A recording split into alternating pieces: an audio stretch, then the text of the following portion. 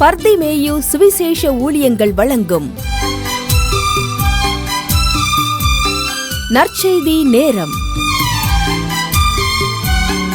தேவ செய்தி pastor R. Augustine. இந்த நாளில் உங்களோடு நன்மையை குறித்து பேசி வருகிறேன். மறுபடியும் உங்கள் வேதத்தில் கலாத்தியர் 6ஆம் அதிகாரம் 9ஆம் வசனத்திற்கு முடிந்தால் உங்கள் வேதத்தை திருப்பிக் கொள்ளுங்க. அப்படி எல்லாரும் தேடி எடுக்கிற வரைக்கும் நீங்களும் நானும் பாடுமா?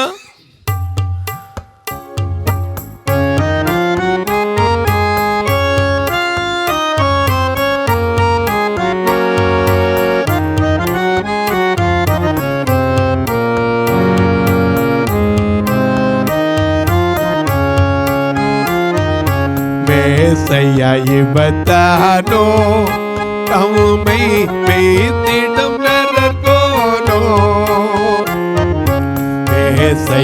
இவத்தானோ தம்மை பேத்திடம் நரர்கோனோ ஆசையாய் மனிதனுக்காய் திடும் அதி அன்புள்ள மனுஷனோ மனிதனுக்காய் திடும் அதி அன்புள்ள மனுஷனோ அறிவராரோ இந்த அவனியோர் மானிடமே ஆனிடை கொண்டில்லைமோ உதித்தையோ அற்புத பாகலா ஆனிடை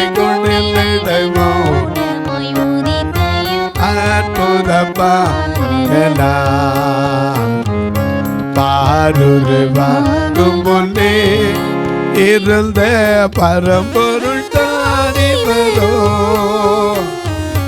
பாருருவாகும் முன்னே இருந்த பரம்பொருள் தானிவரோ சீருடன் புவிவா அவை பொருள்யா சிறு சித்தமாவலரோ சீருடன் புவிவார் அவை பொருள் சிறு சித்தமாவலரோ பட்டத்து துறை மகனோ நல்மை பண்புடன் ஆழ்பவனோ கட்டளை மீறிடும் யார் மன்னிப்பு காட்டிடும் தானோ கட்டளை மீறிடும் யார்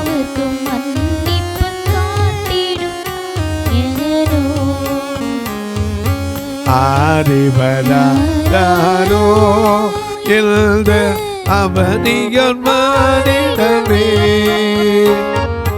ஆனிடை கொடிலிடமோ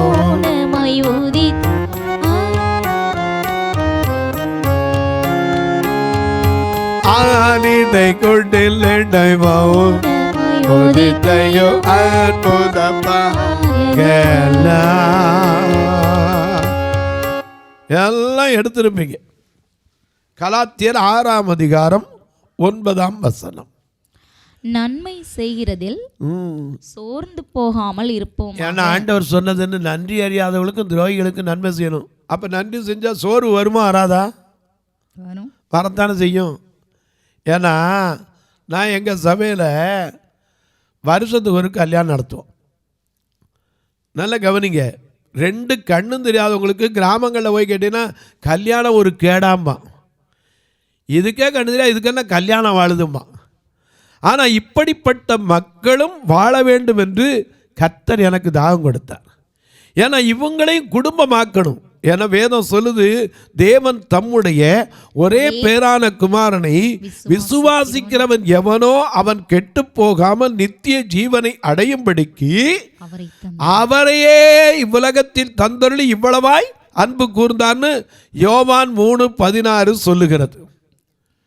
நம்ம சின்ன பிள்ளைய சொல்லுவோம், யோவான் 3:16 சொன்னால் கிடைக்கும் கறி சோறுமோ.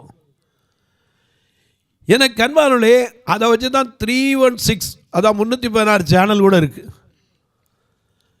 எனக்கு அன்பார்ந்த நல்ல கவனிங்க, 2 கண்ணும் தெரியாமல் போனால் யாராவது இன்னைக்கு கிராமங்களில் போய் கேளுங்க, இதுக்கெல்லாம் ஒரு கல்யாணமா 2 கையை பிடிச்சிருப்போம், இப்படி கேவலமாக பேசுவாங்க. ஏளனமாக நினைக்கிற உலகம். இப்படிப்பட்ட உலகத்தில் எனக்கு ஒரு தாகத்தை கொடுத்தார், இவர்களும் குடும்பமாகி வாழ வேண்டும். அல்லேலூயா. அநேகருக்கு இது வேடிக்கையாக கொடுத்துடலாம். என்னங்க பிரதர், ஒருத்தருக்காவது கண்ணு தெரிஞ்சா பரவாயில்ல, 2 பேர் எப்படி வாழ்வாங்க, வாங்க என்கிட்ட காமிக்கிறேன். எத்தனை குடும்பத்தில் அப்பாவுக்கும் கண்ணு தெரியாது, அம்மாவுக்கும் கண்ணு தெரியாது, பிள்ளைங்க நல்லா பார்வை தெரிஞ்சிருக்காங்க. 22 திருமணங்களை இதுவரைக்கும் செய்து வைத்திருக்கிறோம். ஆனால் உங்கள் பார்வையில் சொன்னீங்க, ஆமாம் பிரதர் அது நல்ல காரியம்தான் அப்படிம்பீங்க. சிலர் படிக்காமல் இருக்கிறவங்க கூட சொல்லுவாங்க, இது போய் நடக்குமா, கல்யாணம் பண்ணி வைக்கலாமா, இவங்களுக்கு என்னம்பீங்க. ஆனால் ஆண்டவர் அப்படி சொல்லலை. மனிதன் தனிமையாக இருப்பது நல்லதல்லன்னு தான் சொன்னார ஒழிய கண்ணு தெரியாமல் தனியாக இருக்க நல்லதுன்னா சொன்னார் இல்லையே. யாராக இருந்தாலும் சரி, மனுஷனா எல்லாரும் மனுஷன்தான், சில குறைவுகள் இருக்கலாம். அதுவும் எதுக்குன்னா அவன் சொன்னார், இவன் இப்படி இருப்பது என் நாம மகிமைக்குன்னு யோவான் 9ஆம் அதிகாரத்தில் சொல்லிட்டார். அப்போ அவருடைய நாம மகிமையாக இருக்கிறவன் மாம்சீகத்தில் கெட்டு போயிடக்கூடாது. ஆகையினால இவர்களும் குடும்பமாக்கப்பட வேண்டும், நானும் என் வீட்டாருமோ வென்றால் கர்த்தரையே சேவிப்போம். யோசுவா 24:15 பார்க்கிறோம் இந்த வார்த்தை, 15:24 பார்க்கிறோம் இந்த வார்த்தையை. 24:15 நீங்களும் வாசிச்சிருப்பீங்க, பாடியிருப்பீங்க. அந்த வீட்டாரோட ஏன் நாமளும் சேரக்கூடாதா? இவங்களுக்கு கல்யாணத்தை பண்ணி வைப்பேன். அநேக சொல்லுவாங்க, கண்ணு தெரியாமல் கல்யாணமா, எங்கள் சபையில் வந்து பாருங்கள் நடக்கும், இது வரைக்கும் நடந்திருக்கு. ஆனால் அவங்களுக்கு பண்ணி வைக்கிறத நீங்கள் பார்த்துட்டு, ஐயா இப்படிப்பட்டவங்களுக்கு நல்லது செய்கிறாரே சொல்கிற ஒரு கூட்டம் இருக்கும். ஆனால் இது அனுபவிக்கிற கூட்டம் எப்படி இருக்குன்னு தெரியுமா? நல்லா கல்யாணம் பண்ணி வச்சுருப்போம், முடிஞ்ச உடனே பாஸ்டருக்கு இதில் எவ்வளோ கிடச்சோ அப்படிம்பாங்க. உடனே இதுக்காக நான் சோர்ந்து போயிடலாமா?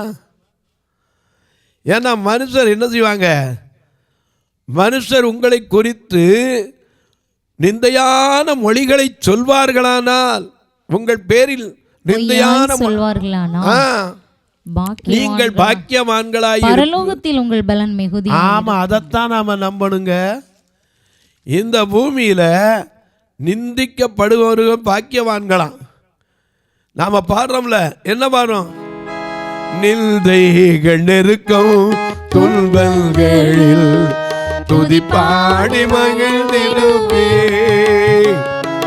நிந்தைகள் நெருக்கம் துன்பங்களில் துதிப்பாடி மகிழ்ந்திருப்பே. கிருபை ஒன்றே எனக்கு போதும் ஐயா, கிருபை ஒன்றே எனக்கு போதும் ஐயா. நாதா உன் திருக்கரத்தில் இசை கருவினா நாடோறும் பயன்படுத்தும் முந்தன் சித்தம்போ. நாதாவும் திருக்கரத்தில் இசை கருவினா நாடோறும் பயன்படுத்தும் முந்தன் சித்தம்போ.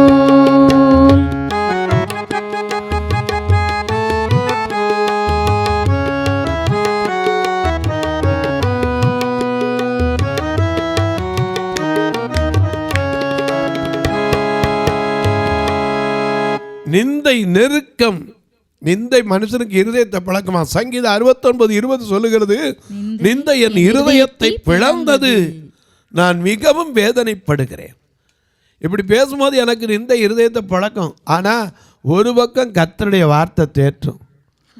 அவர் நன்றி அறியாதவர்களுக்கு துரோகிகளுக்கு தான்ப்பா நன்மை செஞ்சாரு, நீயும் நன்றி இருக்குன்னு நினைக்காதே பாரு.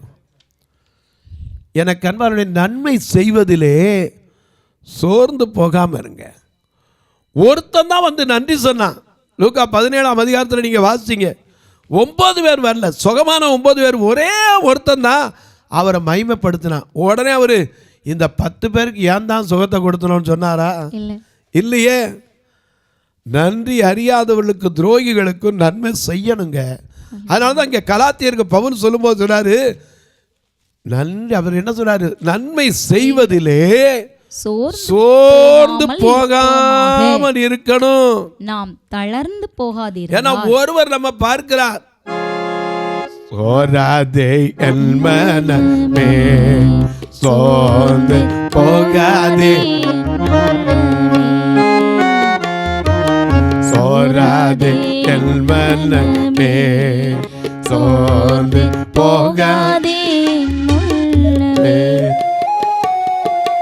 பாராமுகம் கொண்ட கர்த்தர் இருக்கிறார் பாராமுகம் கொண்ட கர்த்தர் இருக்கிறார் பாராமுகம் போலதான்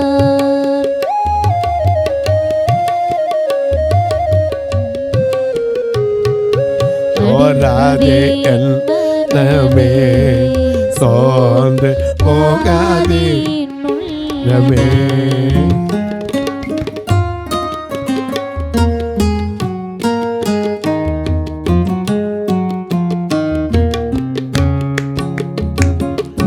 மடியாதே கண்ணீரல்லே மானம் மடியாதே நவல்லே மடியாதே கண்ணீரல்லே மானம் மடியாதே என்னவென்றே இருள் நீங்கி போய் வீடும் பிடி வெள்ளி முளைத்திடும் இருள் நீங்கி போய் வீடும் பிடி வெள்ளி முளைத்திடும் நடுப்பகல் கதிர் வீசிடும் உனக்கு நடுப்பகல் கதிர் வீசிடும் சோராதே எல்வனமே சோர்ந்து போகாதே நெஞ்சமே. எனக்கு அன்பானே, சோர்ந்து போயிடாதீங்க. நன்மை செய்வதில் சோர்ந்து போகாதீங்க. ஒருத்தர் பார்க்குறான். நான் அந்த திருமணம் செஞ்சு வைக்கும் போதெல்லாம் ஒவ்வொருத்தரும் ஒரு பேசிருப்பாங்க. என்ன சாப்பாடு போட்டார்? நான் ஒவ்வொருத்தட்டையாக போய் கெஞ்சி கூத்தாடி, பிரதர் இந்த கல்யாணம் 2 பேருக்கு அனுதிரியாங்க, வரவங்க எல்லாருக்கும் சாப்பாடு கொடுக்கணும், நீங்கள் கொஞ்சம் ஹெல்ப் பண்ணுங்க, நீங்கள் கொஞ்சம் ஹெல்ப் பண்ணுங்க போய் கேட்டிருப்பேன். எனக்கு தான் யார் யார் எப்படி என்ன கஷ்டத்தில் கொடுத்தாங்கன்னு தெரியும். ஆனால் இங்கே உட்காந்து சொன்னாங்க, என்ன பாயாசம் வச்சுருக்காரு, முந்திரி பருப்பை கூட காணாம்பா. அதை விட பொண்ணு மாப்பிள்ளை மற்றவங்க பேசுறதை விடுங்க, பெண்ணு மாப்பிள்ளை கல்யாணம் பண்ணி வச்சனே அவன் 1 மாதம் பேச மாட்டான், 2ஆவது மாதம் பேசுவான். என்ன செஞ்சிட்டாரு? இல்லாட்டா என்ன பெரிய செஞ்சுட்டாராக்கும், யாரோ கொடுத்தாங்க செஞ்சார். இதெல்லாம் கேட்டு கேட்டு எனக்கு பழகி போச்சு. அதனால தான் சொல்கிறேன், நன்மை செய்வதிலே சோர்ந்து போகவே போகாதீங்க. நீங்கள் கேட்கலாம், அப்படி இருந்தால் நன்றியில் அவங்களுக்கு செஞ்சனால என்ன பிரதர் பிரயோஜனம் அப்படின்னு கேட்பீங்க. வாசிங்க பார்க்கலாம். அவர் என்ன செய்தாரா? நன்றி அறியாதவர்களுக்கும் துரோகிகளுக்கு நன்மை செய்தவர் சொல்கிறாரு கலாத்தியர் 6:9 சோர்ந்து போகாமல் நன்மை செய்கிறதில் சோர்ந்து போகாதிருப்பீர்களாக. நாம் தளர்ந்து போகாதிருந்தால், நாம் அப்படி சோர்ந்து போகாம தளர்ந்து நன்மை செய்யாம இருந்துடக்கூடாது. அப்படி தொடர்ந்து போகாம நன்மை செய்து கொண்டிருந்தா ஏற்ற காலத்தில் ஏற்ற காலம் ஒரு நாள் இருக்கு, ஆண்டவருடைய வருகை உண்டு. அப்படி வரும்போது அவர் நம்ம பார்த்து சொல்லுவார், மத்தேயு 25:34 வாருங்கள் என் பிதாவினால் ஆசீர்வதிக்கப்பட்டவர்களே, உலகம் உண்டானது முதல் உங்களுக்கென்று ஆயத்தம் பண்ணப்பட்டிருக்கிற ராஜ்யத்தை சுதந்தரித்துக் கொள்ளுங்கள். நான் பசியா இருந்தேன், எனக்கு சாப்பாடு கொடுத்தீங்க, எனக்கு தாகத்துக்கு தண்ணி கொடுத்தீங்க, என்னை சேர்த்து கொண்டீங்க, எனக்கு வஸ்திரம் கொடுத்தீங்க, என்னை பார்க்க வந்தீங்க, காவலில் இருந்தேன், என்னை விசாரிக்க வந்தீங்க. அப்பொழுது நீதிமான்கள் நன்மை செய்தவர்கள் கேட்பாங்க, எப்பையா உமக்கு கொடுத்தோம்? நாங்க கொடுத்தாலும் அந்த ஏழைகளுக்கு தானே. ஆண்டவர் அந்த ஏழை சிறியரில் ஒருவனுக்கு நீங்கள் எதை செய்தீர்களோ அது எனக்கே செய்தீர்கள். அதுதாங்க தேவன் தருகிற பலன். தேவன் தருகிற பலன். ஏழை சிறியர்ல ஒருவனுக்கு எதை செய்தாலும் அது எனக்கு ஆண்டவர் தர்ற பலன். அது ஜனங்கள் கொடுக்கிறது என்ன? ஆமா, இவங்களுக்கெல்லாம் என்ன நன்மை அப்படிம்போம். நன்மை செய்வதில் சோர்ந்து போயிடாதீங்க. நாபால் நன்மை செய்ய மாட்டேன்னா, சோறு கொடுக்க மாட்டேன்னா, ஆனால் அபிகாயில் போய் நன்மை செய்த போது அந்த நாபாலுக்கு வர இருந்த தீங்க கூட அவர் தடுத்து நிறுத்திட்டார். நன்மை செய்வதிலே சோர்ந்து போகாமல் இருப்போமாக, தளர்ந்து போகாமல் இருந்தால் ஏற்ற காலத்தில் அறுப்போம். என்னைக்கு அறுவடை ஒன்று உண்டு. அது மட்டும் இல்லை, ஆகையால் நமக்கு கிடைக்கும் சமயத்திற்கு தக்கதாக. சில நேரம் நம்ம சொல்லுவோம் எப்போ நம்மகிட்ட சூழ்நிலை இருக்காது, ஆனால் சில சமயங்கள் நமக்கு நன்மை செய்வதற்கு சூழ்நிலையை கர்த்தர் கொடுக்கும்போது, நீங்கள் ஆசீர்வதிக்கப்படும் போது இப்படிப்பட்ட காரியங்களுக்கு நன்மை செய்யலாம். நமக்கு கிடைக்கும் சமயத்திற்கு தக்கதாக எல்லாருக்குமே நன்மை செய்யணும். அதில் மறந்துடக்கூடாது. விசேஷமாக பிச்சைக்காரனாக இருந்தால் கூட ரோட்டில் நியாயமாக இருந்தால் அவனு செய்யணும். நமக்கு தெரியாது, ஆனால் நன்மை செய்யணும். அவன் நல்லது பிரயோஜனப்படுத்த மாட்டான். நன்மை செய்ய வேண்டிய நம்முடைய கடமை. விசுவாசம் அதான் முதல்ல குறிப்பாக எல்லாருக்கும் நன்மை செய்யணும். அது மட்டும் இல்லை, நமக்கு கிடைக்கும் சமயத்துக்கு தக்கதாக யாவருக்கும் விசேஷமாக விசுவாச குடும்பத்தாருக்கும் நன்மை செய்ய கடவோம். மறந்து போயிடாதீங்க. அதனாலதான் நீதிமொழிகள் 3:27 வாசிக்கிறோம், உனக்கு நன்மை செய்யும்படி அதை செய்ய தக்கவர்களுக்கு செய்யாம இருக்காத ஆண்டவர் சொல்லி இருக்கிறார். யாக்கோபு வாசிக்கும் போது, ஒருவன் நன்மை செய்ய அறிந்தவனாய் இருந்தும் அதை செய்ய தக்கவர்களுக்கு செய்யாமல் போனால் அது அவனுக்கு பாவம் என்று எழுதப்பட்டிருக்கிறது. எனக்கு அன்பாருடைய நன்மை செய்வது மிக மிக அவசியம். தீமோத்தேயுக்கு எழுதும்போது பவுல் சொல்றார், நன்மை செய்ய படியுங்கள்ங்கிறார். நன்மை செய்யணும். அப்படி நன்மை செஞ்சா என்ன? உதார குணமுள்ள ஆத்மா செழிக்குமா? நீதிமொழிகள் 11:24 வாசிக்கிறோம், உதார குணமுள்ள ஆத்மா செழிக்கும். வாரி இறைத்து விருத்தி அடைந்தாரும் உண்டு, அதிகமாய் பிசினித்தனம் பண்ணி வறுமை அடைந்தாரும் உண்டு. எவன் தண்ணீர் பாய்ச்சினாலும் அவனுக்கு கட்டாயம் தண்ணீர் பாய்ச்சப்படும். சங்கீதம் 112:9 என்ன வாசிக்கிறோம்? சங்கீதம் 112:9 வாரி இறைத்தான் ஏழைகளுக்கு கொடுத்தான், நீதி என்றைக்கும் நிற்கும், அவன் கொம்பு மகிமையாய் உயர்த்தப்படும்.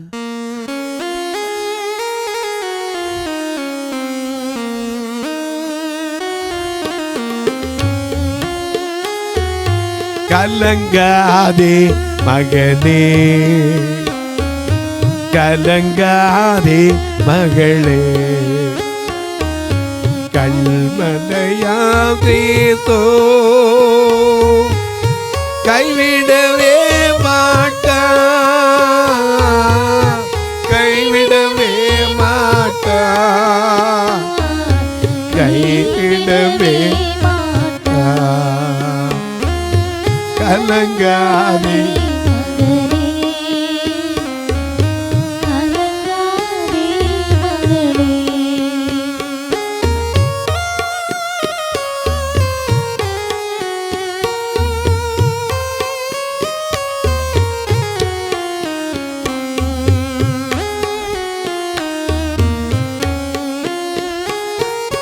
தீமைகள் உன்னை அணுகாது, துன்பம் நுழைவிடம் நெருங்காது.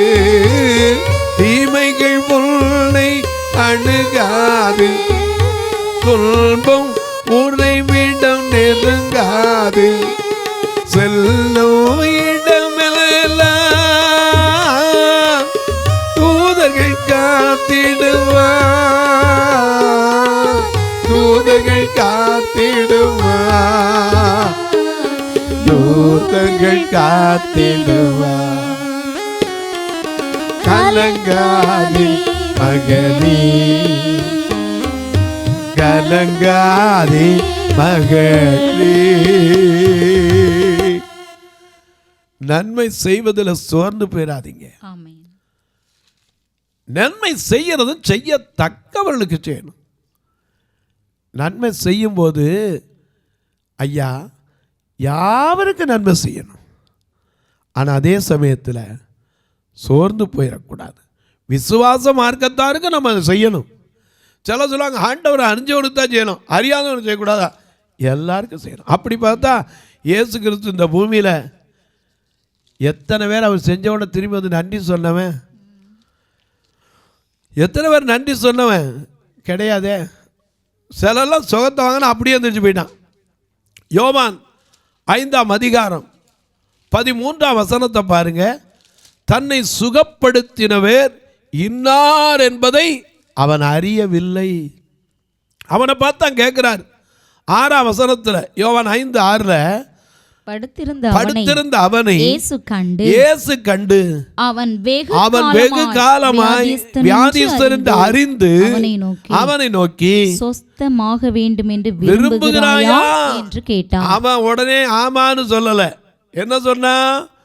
ஆண்டவரே, குளம் கலக்கப்படும் போது குளத்தில் கொண்டு போய் விடுவதற்கு ஒருவருமே இல்ல, நான் போகிறதற்குள்ளே வேறொருவன் எனக்கு முந்தி இறங்கி விடுகிறான். அப்படிப்பட்டவனை பார்த்து தான் உன் படுக்கை எடுத்துக்கிட்டு போனார்.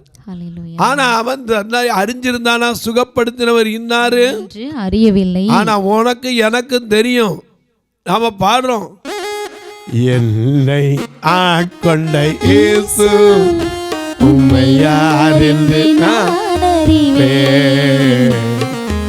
என்னை ஆட்கொண்ட இயேசு உம்மை யார் என்று நான் அறிவேன். உண்மை உள்ளவரே,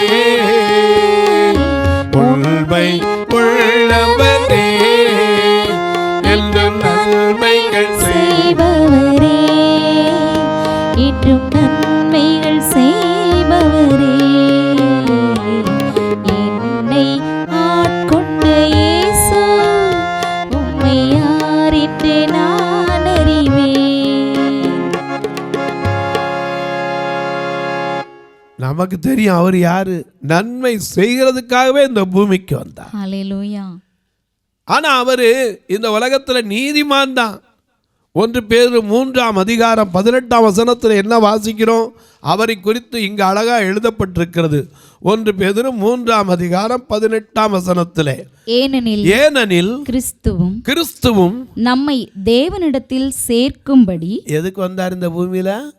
எல்லாத்தையும் கொண்டு சேர்க்கணும். இழந்து போனதை தேடவும் ரட்சிக்கும். அதை ரட்சித்து கொண்டு போய் எங்க சேர்க்கணும்? தேவனிடத்துல சேர்க்கும்படி.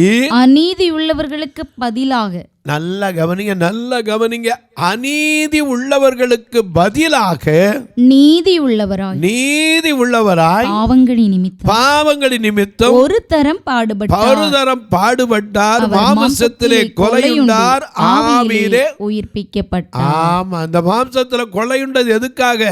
நம்முடைய மீறுதல்களுக்காக, நம்முடைய பாவங்களுக்காக, நமக்கு சமாதானத்தை உண்டு பண்ணும் அடைவதற்காக. இந்த பூமியில நன்மை செய்யத்த இயேசு வந்தார். அவருடைய சாயல்ல படைக்கப்பட்டிருக்கிற நீங்களும் நானும் நன்மை செய்யணும். தொலைக்காட்சியில் பார்க்கிற என் அன்பு மக்களே, இந்த நிகழ்ச்சியை நாள்தோறும் பார்க்குறீங்க, கேட்குறீங்க, பரவசமடைகிறீங்க, ரொம்ப நல்லது. கேட்கிறதோட விட்டுறாம ஒரு வார்த்தை, எனக்கு அன்பானவர்களே, நீங்களும் இந்த நிகழ்ச்சியை பல வருஷமாக பார்க்கலாம், ஒருவேளை இன்னைக்கு தான் பார்க்கலாம், மற்றவங்களுக்கு சொல்லுங்க, அதுவே பெரிய உதவி. இதை பார்க்கறதோடு இல்லாமல் இதுக்காக ஜெபம் பண்ணுங்க, அது பெரிய உதவி. ஏன்னா 30 நாள் வரனா ஒரு நாளைக்கு 5000 ரூபா செலவழிக்கணும், ரெக்கார்டிங்க்கு 1000 ரூபா, தொலைக்காட்சி நிகழ்ச்சிக்கு பணம் கட்டணும், சும்மா சேட்டலைட்டில் வந்துடாது. இதுக்காக ஜெபம் பண்ணுங்க, 30 நாள் வரணும். அது மட்டும் இல்லை, எத்தனையோ பேருக்கு ஆறுதலாக இருக்குது, அது தடைபடக்கூடாது. அதுக்காக ஜெபம் பண்ணுங்க. எங்கள் சபை 2 கண்ணு தெரியாங்க சபை. அங்கேருந்து ஒரு சின்ன வர்ற காணிக்க கரண்ட் பில்லு கட்ட கூட பத்தாது. ஆனாலும் அவர்களுக்கு நன்மை செய்ய வேண்டும். வர்றவங்கள பூரா நான் சாப்பிடாமல் அனுப்புனதே கிடையாது. திருநெல்வேலி மாவட்டத்தில் பார்த்தீங்கன்னா பஸ் ஸ்டாண்டில் நீங்கள் ஒரு நாள் பரீட்சைக்காக கூட வந்து நின்று பாருங்கள். 9:30க்கு வேன் வரும், 10 மணிக்கு ஒரு வேன் வரும், திருப்பி அவங்கள ஆராதனை முடித்து கொண்டு விடுறதுக்கு அது மாதிரி வேன் கொண்டு இறக்கி விடுவாங்க. இது சொந்த வேன் இல்லை, வாடகை வேனு. ஒரு நாளைக்கு 4000 ரூபா, மாதம் முழுதும் 16000 ரூபா. எத்தனையோ பேர் ஆசீர்வதிக்கப்பட்டிருக்கலாம். ஒருவேளை ஐயா எனக்கு இப்படி தெரிஞ்சிருந்தா நான் செஞ்சுருப்பேனாங்களாம். நீங்களும் ஜெபம் பண்ணுங்க, கர்த்தர் ஒரு வேனை கொடுப்பாருன்னா ஞாயிற்றுக்கிழமை வந்தால் என் கவலையில் பாதி கவலை குறையும். ஏன் தெரியுமா? ஞாயிறு வந்தால் ஐயோ 16000 ரூபா மாதம் செலவழிக்கணுமே. ஒவ்வொரு ஞாயிறும் இவங்களை சாப்பிட வைக்கிறது ஒரு பக்கம், கூட்டுறது ஒரு பக்கம், சபையின் தேவை ஒரு பக்கம். இதன் மத்தியில் தான் கர்த்தர் நடத்தி வருகிறார். இதற்காக ஜெபியுங்கள். திருநெல்வேலிலாம் கண்ணூரியா வயசானவங்க தங்கி இருக்கிறாங்க. ஒரு அறை தான் இருக்குது, இன்னொரு அறை கட்ட முடியல இன்றைக்கு வரைக்கும். மதுரையில் பெண்கள் கொஞ்சம் தான் அதில் போட்டிருந்த ஓடு உடஞ்சி வச்சு, இப்போ பெண்கள் வயதானவங்களை வைக்க முடியல, அந்த ஓட்டை கூட சரிப்படுத்தலை. நான் நினைக்கிறேன் இனிமேல் ஓடு போடக்கூடாது, சென்ட்ரிங் போடணும். 6 லட்ச ரூபா அதுக்கு செலவு. கர்த்தர் 60 பேரை 10,000 வச்சு எழுப்பணும். அல்லது ஐயா 20,000 வச்சு 30 பேர் எழுப்பணும். ஏன் 50,000 வச்சு 12 பேர் எழுப்பினா போதும். நீங்கள் அதுக்காக ஜெபம் பண்ணுங்க. அதோடு மட்டும் இல்லை, உங்கள் ஜெபக்காரி எது இருந்தாலும் காலை 10லேருந்து 5க்குள்ளே சொல்லலாம். எப்படி பிரதர் உதவி பண்ண? இதில் 2 நம்பர் வந்துக்கிட்டே இருக்கும். ஜிபே, ஃபோன்பே உண்டு. இப்போ தான் எல்லார் கையிலும் ஜிபே தானே. டீ குடித்தா கூட ஜிபே தான். சாதாரண வெத்தலா கடையில் போய் ஒரு ஷாம்பு வாங்கினா கூட ஜிபே தான். அதனால் ஜிபே, ஃபோன்பே நம்பர் இதில் வந்துக்கிட்டே இருக்கும். ஒருவேளை ஐயாண்ணா எனக்கு கணக்கு வைக்கிறதுக்கு வழி இருக்கா, சுவிசேஷ பணிக்காக கொடுக்கணும் அல்லது சமூக சேவைக்காக கொடுக்கணும், இப்படி ஒவ்வொன்றுக்கும் தனித்தனி இருக்கிறது. நீங்கள் என்கிட்ட கேளுங்க, தாராளமாக உங்களுக்கு சொல்லுவேன். இப்போவும் உங்களுக்கு ஜெபிக்கட்டுமா? நல்ல பிதாவே, நன்றியோடு துதிக்கிறோம் சுவாமி. இந்த நல்ல நாளில் நன்மை செய்வதற்கு நாங்கள் பழக வேண்டும், படிக்க வேண்டும், சோர்ந்து போயிடக்கூடாது. தளர்ந்த போகாமல் இருந்த ஏற்ற காலத்தில் இருப்போம். யாருக்கு நன்மை செய்யணும்? சகலருக்கு நன்மை செய்யணும். விசுவாச மார்க்கத்தாருக்கு நன்மை செய்யணும். இதை கற்றுக் கொடுத்தீர். இந்த கிறிஸ்மஸ் காலங்களிலே நன்மை செய்கிற ஒவ்வொருவருக்கும் நன்மையான ஈவுகளை நாள்தோறும் கொடுத்து ஆசீர்வதிங்க. இந்த ஊழியத்தை தாங்குகிற, ஜெபிக்கிற, கொடுக்கிற எல்லா மக்களையும் ஆசீர்வதிங்க. ஒருத்தருடைய முகம் கூட எனக்கு தெரியாது, ஆனால் எத்தனையோ பேருக்கு நான் பதில் கூட போட முடியாமல், சில நேரம் ஆள் இல்லாமல், எழுத பதில் இல்லாமல், ஆள் இல்லாமல் இருந்தாலும் மனமாற தாங்கி வருகிற ஒவ்வொரு அன்பு சகோதர சகோதரி, தாய் தகப்பன்மார், என் அன்பு பிள்ளைகளையும் நான் வாழ்த்தி ஆசீர்வதிக்கிறேன். படிக்கிற பிள்ளைகளுக்கு நல்ல ஞானமும், வியாதி படுக்கையில் இருப்போருக்கு சுகமும், குடும்ப வாழ்க்கை எதிர்பார்த்திருக்கிற பிள்ளைகளுக்கு நல்ல குடும்ப வாழ்க்கையும், ஐயா படித்து முடித்து வேலைக்கு காத்திருக்கிறவங்களுக்கு ஒரு நல்ல வேலை வாய்ப்பையும் கர்த்தர் வருகிற புதிய வருஷத்தில் கொடுங்க. பிறந்த நாள், திருமண நாளை நினைவு கூறுகிறவர்களுக்கு வாழ்நாளில் ஒரு வருஷத்தை கூட்டி கொடுத்து இன்னும் ஆசீர்வதிங்க. இயேசுவின் நாமத்தில் ஜெபிக்கிறேன் நல்ல பிதாவே, ஆமென். சபை ஆராதனை ஞாயிறு காலை 10 மணி முதல் 12 மணி வரை. இடம் பர்திமேயு சுவிசேஷ ஆலயம், அன்னை சத்யா நகர், இளமனூர் அஞ்சல், சக்கிமங்கலம் வழி, மதுரை மாவட்டம். பின்கோட் 625201 மற்றும் பர்திமேயு சுவிசேஷ ஜெப வீடு, flat number 107, Eden garden, Muthur, Tirunelveli. Pin code 627011. சிறப்பு உபவாச கூட்டம் ஒவ்வொரு மாதமும் 2வது சனிக்கிழமை காலை 10 மணி முதல் 1 மணி வரை நாகர்கோவில் YMCA ஹாலில் வைத்து நடைபெறுகிறது. மற்றும் ஒவ்வொரு மாதமும் 4வது சனிக்கிழமை காலை 10 மணி முதல் 1 மணி வரை திருநெல்வேலி புதிய பேருந்து நிலையம் அருகில் உள்ள கிரேஸ் ஹாலில் வைத்து நடைபெறுகிறது. எங்கள் எல்லா ஆராதனைகளிலும் கலந்து கொண்டு தேவனை மகிமைப்படுத்த அன்பாய் அழைக்கிறோம். உங்கள் உதாரத்துவமான காணிக்கைகளினால் இவ்வூழியத்தை தாங்க விரும்பினால் R. Augustine, account number 5021364331, IFSC code IDIB 000B066, Indian bank, BP Kulam, Madurai. GPay number 9842181917, BGM ministries மற்றும் 9442559772, பிளைண்ட் மினிஸ்ட்ரீஸ் அகஸ்டின். உங்கள் தொடர்புக்கு பாஸ்டர் R. அகஸ்டின், பர்திமேயு சுவிசேஷ ஊழியங்கள், நாகமலை, புதுக்கோட்டை, மதுரை 625019. தொலைபேசி எண்கள் 9842181917 மற்றும் 9442559772. கர்த்தர் தாமே உங்களை ஆசீர்வதிப்பாராக.